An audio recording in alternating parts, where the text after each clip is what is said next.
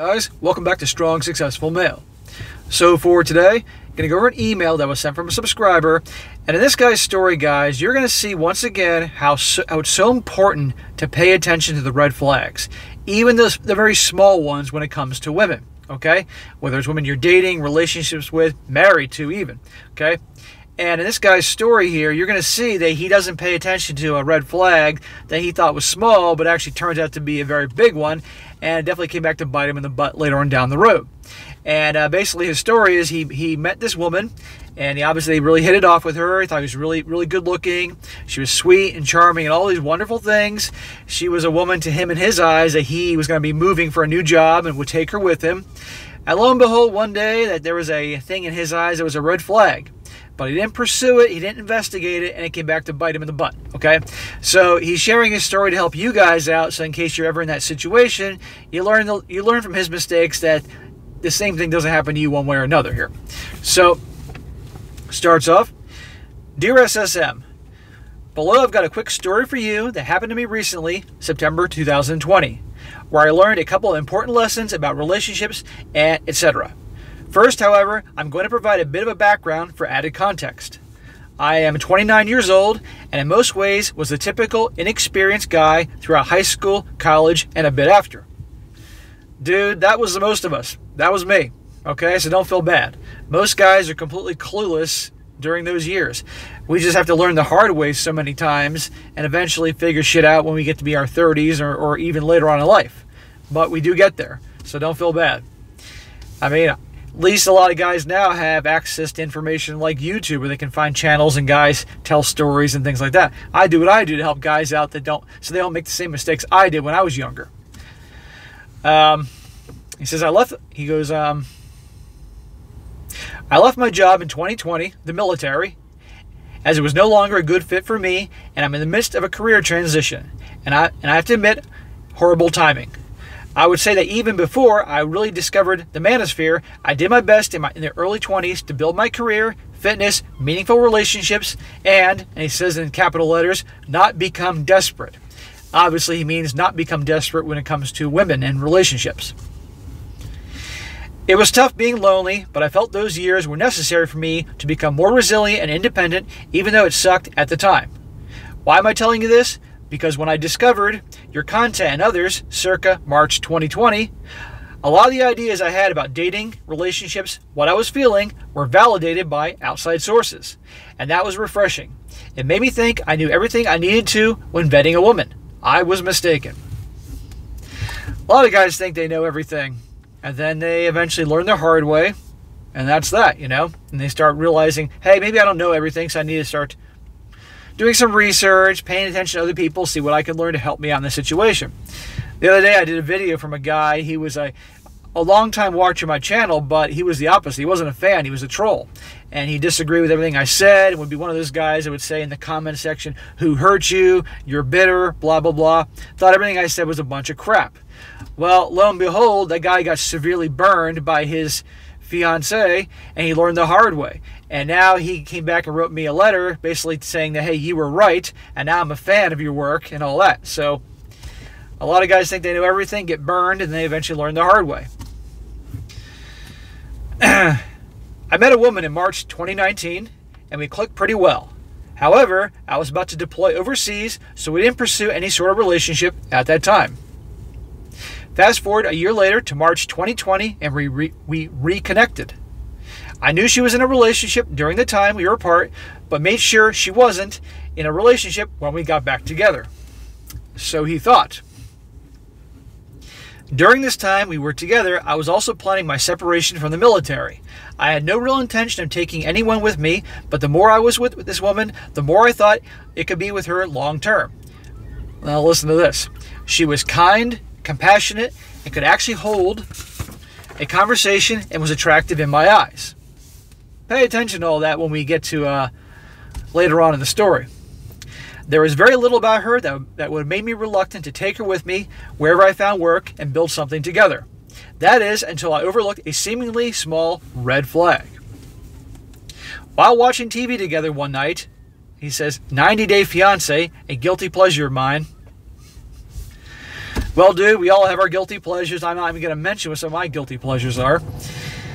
And it turned out one of the women on the show was hiding the fact that she was currently married, though separated, from her husband, and was working on finalizing the divorce before her fiancé would come to the United States. I took issue with this dishonesty, but she didn't. And he says in parentheses, uh-oh. I didn't press too hard on why she thought this way, but definitely told her that dishonesty like this, hiding the fact that you were still married, is something you bring up to a serious partner. Her only response was that this woman on TV didn't have to disclose this info to her fiancé since it didn't involve him. I stupidly didn't dig down and ask why she thought this way. However, with all the good characteristics she had, I didn't think much of this comparatively innocuous comment. Well, again, he was so blinded by all the things he liked about her that he saw this red flag and, okay, I'll just let this slide. Well, you're going to see what happens here.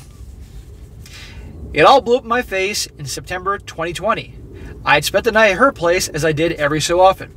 Nothing crazy went on until we were suddenly awoken at 6:45 in the morning. I thought we were being robbed. However, this woman immediately went to the front door like she knew what was up. A minute passes, and in walks her very pissed off boyfriend.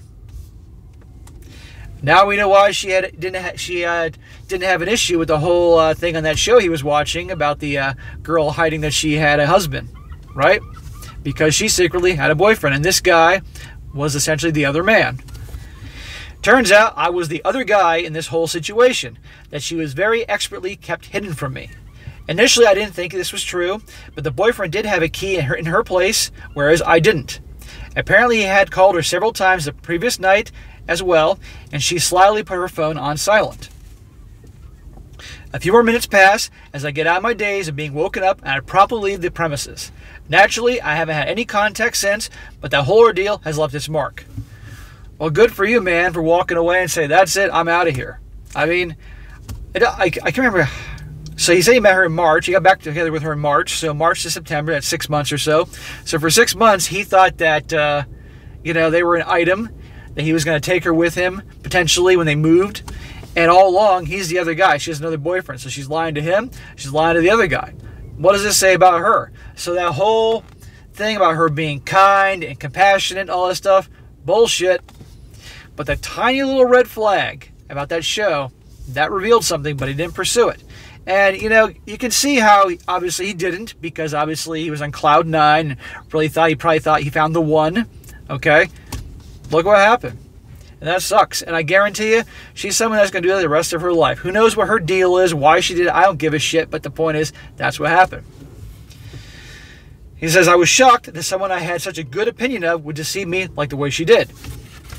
The silver lining is I haven't yet moved away. He says I'm still job hunting, so all this bullshit can be left behind. I've got no plans to commit to anyone but myself for the foreseeable future. Fortunately, I've stayed fit and educated as now I plan to enjoy the fruits of my labor while I enter my prime years. Good for you. If I had any takeaways from my experience, it is this. Number one, never let anything that trips your red flag alarm slip by. If I had dug deeper into why this woman didn't think total honesty was necessary in a committed relationship, I most likely would have avoided this whole mess. Dude, you live and you learn. Okay? Don't beat yourself up over this. And it doesn't sound to me like this guy was like madly in love with her, because he walked away and that was it. That's awesome. But I don't get the impression he was madly in love with her. I think he really liked her, but that was that. Number two, stay fit. Not really applicable to this story in particular, but the payoff of being fit/healthy, especially as you age, is too great to ignore. If you're not currently fit, nothing's stopping you from doing some push-ups and running. Amen, brother. There's nothing stopping you, but most people are lazy. They're too lazy to get off their ass and do something about it. I'm a personal trainer, and I've been doing it long enough that I definitely speak my mind on this subject. It is not hard to get a little bit of exercise in every day, or even every other day. Seriously. And not eat garbage all the time. You start improving yourself. Here's the thing about working out, guys. You start working out, whether you're riding your bike, jogging, the Peloton in the house, going to the gym, lifting weights, whatever it is, you're going to feel better. You're going to feel better. You're going to be in a better state, put off a good vibe into the world, and that will have an impact on everything else you do. And obviously, if you make your body look better by losing some pounds, putting on some lean muscle mass, you're going to look good. And you look good, you're going to feel good. And it's just going to have a very positive effect on all your elements of your life. If you don't work out now in some type of way, I highly recommend you do it. And by the way, if a girl kicks you to the curb or you get dumped or whatever, if you're in good shape and looking good, and you got some kind of game and you got some kind of knowledge about how things work, you can replace her ass in a heartbeat. But if you're 300 pounds and, you know, all that, good luck trying to have a very indifferent lifestyle when it comes to the opposite sex. Thank you so much for your content that you put out. I cannot express enough how refreshing it is to know that I'm not the only one who felt the way I do. While I didn't enjoy the utter loneliness of my early 20s, it's definitely helped me become stronger in the long run. If there's anyone out there who feels the same way, just know that as long as you put an effort to enrich your personal life, you're far better off.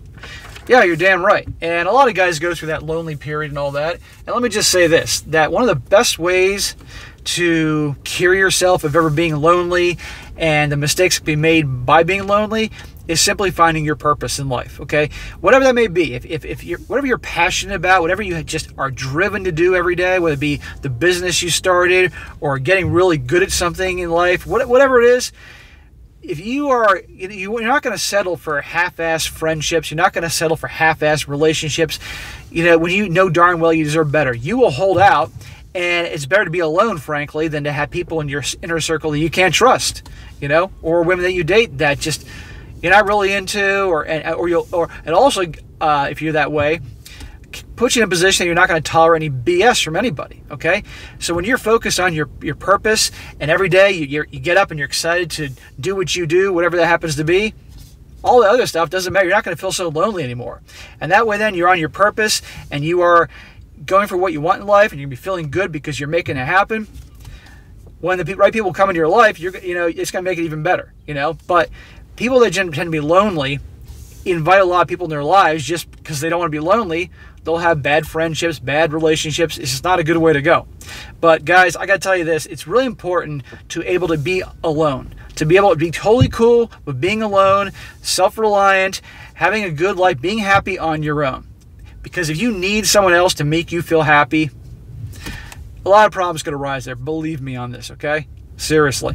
But anyhow, guys, thought that was a good thing to share. Always pay attention to the red flags. Cannot stress that enough, even the little ones. And you saw what happened here in this guy's story. But I wish this guy well. I thank him for sharing the story. I hope he does really well. Definitely write me an email in 6 months. Let me know how you're doing. Anyway, guys, that is it for today. Be sure to comment down below. Let me know what you think about this. And be sure to like the video, share with your friends, and subscribe. And I'll catch you next time.